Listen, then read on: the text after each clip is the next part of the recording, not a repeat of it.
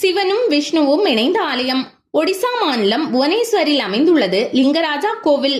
கோவில் நகரம் என்று அழைக்கப்படும் புவனேஸ்வரில் அமைந்துள்ள பழமையான ஆலயங்களில் இதுவும் ஒன்று. சிவபெருமானுக்காக அமைந்த இந்த ஆலயம் இந்துக்களின் புனித யாத்திரை தலமாகவும் இருக்கிறது.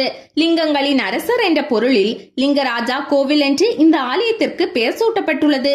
இவ்வாலயம் 11ஆம் நூற்றாண்டில் சந்திரகுல மன்னரான ஜஜதிகேசரி என்பவரால் கட்டப்பட்டதாக சொல்கிறார்கள். ஆனால் அதற்கான சான்று இல்லை. மிகப்பெரிய ஆலயமான இதன் விமானம் 55 மீட்டர் உயரத்துடன் திகழ்கிறது. 25,000 சதுர அடி பரப்பளவில் அமைந்திருக்கும் இவ்வாலயத்தில் அழகூட்டப்பட்ட உயர்ந்த மதில்கள், சிற்பங்களுடன் 150க்கும் மேற்பட்ட சிறிய கோவில்கள் இருக்கின்றன. லிங்கராஜர் கோவிலானது கருவறை, வேள்வி மண்டபம், போக மண்டபம், நாட்டியசாலை என்று 4 பகுதிகளாக இருக்கிறது. கருவறையில் ஒரு பக்க கதவில் சூலமும் மற்றொரு கதவில் சக்கரமும் காணப்படுகிறது. கருவறையில் பிரம்மாண்டமாக உள்ள சிவலிங்கம் சுயம்புவாக உருவானது என்கிறார்கள். இந்த லிங்கத்தை ஹரிஹரலிங்கம் என்கிறார்கள். ஏனெனில் இந்த சிவலிங்கத்திற்குள் திருமாலும் உறைந்திருப்பதாக நம்பிக்கை உள்ளது.